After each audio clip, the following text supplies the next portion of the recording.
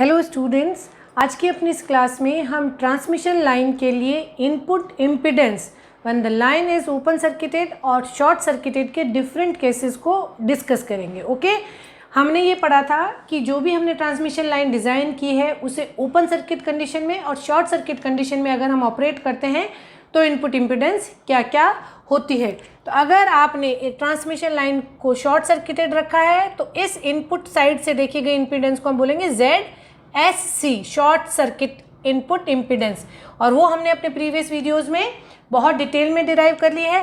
That is defined as Z0 tan of hyperbolic gamma L। Okay, और open circuit transmission line जहाँ पे कि load पे आपको IR इक्वल्स टू 0 की कंडीशन आप अगर एग्जिस्ट करवाते हैं तो ZOC input impedance for open circuit will B Z0 cot of hyperbolic gamma L। Okay, यहाँ पे हम एक स्पेसिफिक केस डिस्कस कर रहे हैं। हम लाइन को लॉसलेस लाइन कंसिडर कर रहे हैं, ठीक है। फॉर अ लॉसलेस लाइन के लिए गामा इक्वल्स टू जो अल्फा प्लस जे बीटा है उसमें alpha equals to 0, so gamma will become j of beta. अब अगर आप यहाँ पे गामा की जगह जे बीटा रखते हैं तो Z0 tan of hyperbolic J beta L। Okay, इसको जब आप सॉल्व करेंगे और अपना ट्रिग्नोमेट्रिक एक्सपेंशन फार्मूला अप्लाई करेंगे तो ZSC will be j Z0 tan of beta L, जो हाइपरबोलिक गामा L था that has been replaced by tan of beta L with sine J। Okay, ये दोनों जो केसेस हैं ये किसके लिए हैं? ये दोनों केस बन जाएंगे जब आपकी लाइन लॉस लेस है, अल्फा इक्वल्स टू 0 और gamma equals to j beta अगर आप रखते हैं तो आपकी input impedance in the case of short circuit will be j Z0 tan of beta L, ZOC will be minus j Z0 cot of beta L। तो यहाँ पे इन expression से हम ये समझ सकते हैं कि आपकी जो इनपुट इम्पीडेंस है वो रिएक्टेंस की फॉर्म में होगी। जे टर्म आ रही है, ठीक है, तो ये आपकी इनपुट इम्पीडेंस शॉर्ट सर्किट और ओपन सर्किट के केस में प्योर रिएक्टेंस होगी, कैपेसिटिव होगी या इंडक्टिव होगी, वो डिपेंड करता है बीटा एल की वैल्यू क्या है। टेन थीटा और कॉट थीटा की जो वैल्यू है वो माइनस इनफाइनाइट से लेके इनफाइनाइट के बीच में वेरी करेगी। अगर इस रेंज में ये दोनों वेरी कर रहे हैं तो उसी के अकॉर्डिंग आपकी जो इनपुट इम्पीडेंस है वो कभी इंडक्टिव हो सकती है, कभी कैपेसिटिव हो सकती है, depending over the value of beta L. JZ0 fix हो गया। अब जैसे जैसे tan ऑफ बीटा एल की वैल्यू पॉजिटिव से नेगेटिव की तरफ जाएगी, आपकी जो शॉर्ट सर्किटेड ट्रांसमिशन लाइन है वो सर्किट में एक कैपेसिटिव या इंडक्टिव एलिमेंट की तरह काम करने लगेगा। इनपुट इम्पीडेंस एक रिएक्टेंस होगा, उसमें आपको इम्पीडेंस को अगर आप कैलकुलेट करेंगे तो ZSC और ZOC विल बी इंडक्टिव और capacitive element, capacitive according to line length. ठीक है, जो लाइन की लेंथ है उसके अकॉर्डिंग आपकी जो ट्रांसमिशन लाइन है वो या तो एक इंडक्टिव एलिमेंट बन जाएगा या कैपेसिटिव एलिमेंट बन जाएगा। रिएक्टेंस जो है वो आपकी रिएक्टेंस जो है वो इंडक्टिव या कैपेसिटिव होगी। क्या वैल्यू रखेगी, क्या नेचर रखेगी, इसको दिखाने के लिए ग्राफ बनाया है। ठीक है, बहुत सारा जब हम स्टडी मटेरियल एनालिसिस करते हैं तो हमें स्टडी मटेरियल पे किस किस तरीके से प्रॉब्लम पूछी जा सकती है उसे फिल्टर आउट करना होता है। तो यहाँ पे ऑब्जेक्टिव प्रॉब्लम बहुत बनती है। For a transmission line with length L is less than λ/4, a open circuited line will behave as a capacitor, inductor, resistance, parallel resonant circuit, series resonant circuit, इस तरीके के बहुत सारे ऑप्शंस आपको दिए हुए हो सकते हैं। तो उन सब स्टेटमेंट वाइज आने वाले जो हमारी प्रॉब्लम्स हैं, जो ऑब्जेक्टिव प्रॉब्लम्स हैं, एज वेल एज अगर असर्शन और रीजनिंग के ये स्टेटमेंट्स आते हैं तो हम किस तरीके से उन्हें अटेम्प्ट करें, इसके लिए हमें इन कॉन्सेप्ट्स को समझना बहुत ज़रूरी है। तो ये डायग्राम है for the input impedance of a lossless line. Okay, input impedance for a lossless line. Okay, lossless transmission line with different length, ठीक है, अलग अलग लेंथ पे, या बीटा एल और एल दोनों को ही मैंने यहाँ पे मार्क कर दिया है। बीटा एल जब π/2 होगा, पाई 3π/2 या 2π होगा, एज वेल एज एल, ठीक है। यहाँ पे देखिए थीटा क्या है, theta equals to beta L, beta is always fix 2π/λ। तो सारा गेम क्या हो गया, एल का हो गया। अगर एल जैसे जैसे वेरी करेगा वैसे वैसे tan ऑफ थीटा या cot ऑफ थीटा वेरी करेगा। एल अगर आप l/4 रखें, l/4 तो 2π/λ इंटू l/4, तो ये क्या हो गया, सॉरी λ/4, आई करेक्ट। एल अगर आप λ/4 रखें, जिसे हम क्वार्टर वेवलेंथ लाइन बोलते हैं, ठीक है। अगर हमने ये रखा तो थीटा क्या हो गया, थीटा आपका हो गया π/2। वहाँ पे cot और tan की वैल्यू रखें, पता लगाएं कि ZSC क्या होगा, ZOC होगा क्या होगा।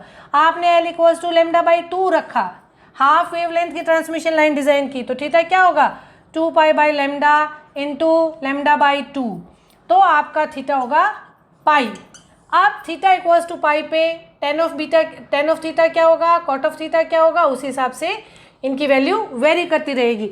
तो बीटा एल ऐसे चल रहा है, बीटा एल के हिसाब से एल ऐसे चल रहा है, ठीक है ना। यही वैल्यूज़ को हमने दो अलग अलग मार्क किए हैं, क्योंकि हमसे जब पूछा जाता है तो ट्रांसमिशन लाइन की लेंथ के साथ इम्पिडेंस कैसे वेरी करती है, अगर ट्रांसमिशन लाइन ओपन सर्किटेड है और ट्रांसमिशन लाइन शॉर्ट सर्किटेड है।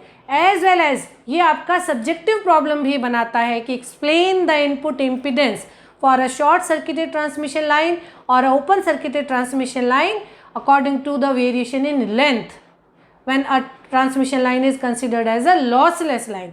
हम यहाँ पे lossless line के लिए जनरल केस डिस्कस कर रहे हैं। तो आप यहाँ देखिए कि जब आपका लेंथ L λ/4, λ/2, 3 λ/4 और लैम्डा के बीच में वेरी कर रहा है, तो थीटा आपका किस किस तरीके से 0 से किस किस 2π तक आपका वेरी करेगा।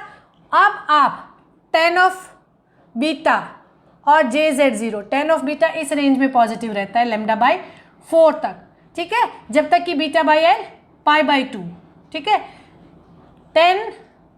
tan ऑफ π/2 तक आपका पॉजिटिव रहेगा, उस केस में आपका ये JZ0 पॉजिटिव रहेगा। JZ0 इस तरह से बनेगा। ये जो रेड लाइंस बनाई गई है, ये red lines short circuit line के लिए इम्पिडेंस है, और ये जो ब्लू लाइंस बनाई गई हैं, ये blue lines open circuit transmission line के लिए इम्पिडेंस है।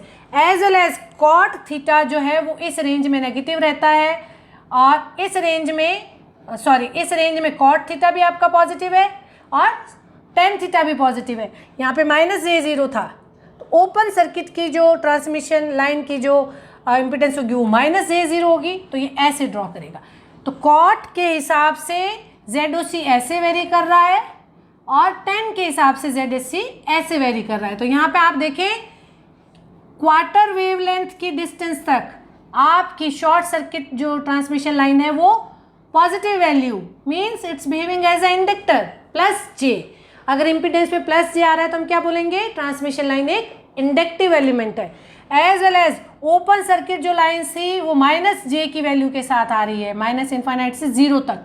तो आपकी ओपन सर्किट ट्रांसमिशन लाइन इस लेंथ में एक कैपेसिटेंस की तरह बिहेव करेगी। इसको इस तरह से भी दिखाया हुआ है कुछ टेक्स्ट बुक्स में, तो हम इसको ऐसे भी देख सकते हैं कि for L is less than λ/4 short circuit transmission line will be treated as a inductor with the inductance JZ0 tan of beta L, और open circuit line will behave as a capacitor with impedance ZOC equals to -JZ0 cot of beta.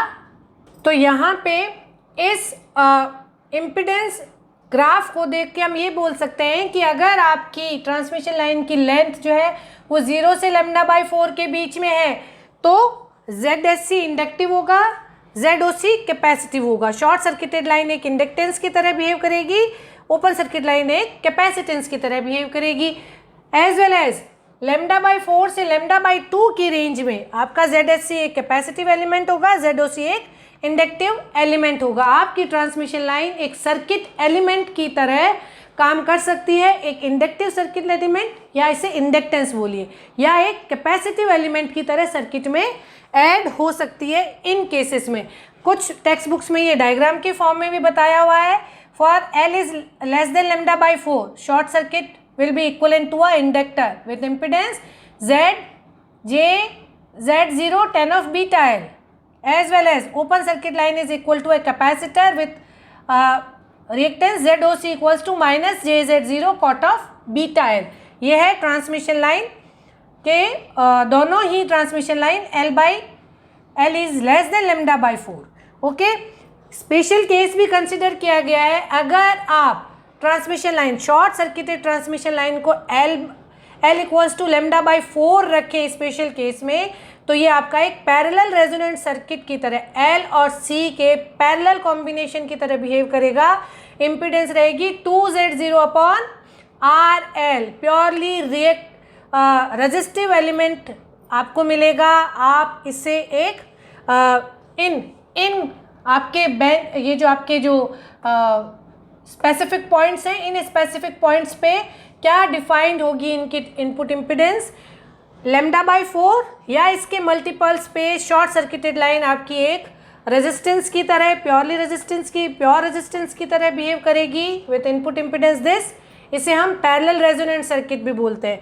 As well as λ/2 distance पे open circuit line भी एक parallel resonant circuit की तरह behave करेगी और impedance आपको 2Z0/RL। हम ये इसको ऑलमोस्ट लॉसलेस या बाकी जो लॉसेस हैं उनको अगर इग्नोर करके एक अप्रॉक्सीमेट वैल्यू रेजिस्टेंस की, ठीक है, कैलकुलेट करें तो हमें इम्पीडेंस ऐसे मिलेगी in case of specific length short circuit open circuit के लिए। ठीक है, कंक्लूजन भी हमने ये मेंशन कर दिया है।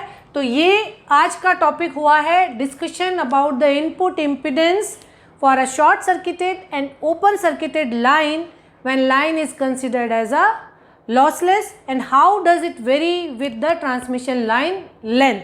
ये बहुत इंपॉर्टेंट एक टॉपिक है जो objective as well as subjective problem बनाता है। I hope it's clear to you.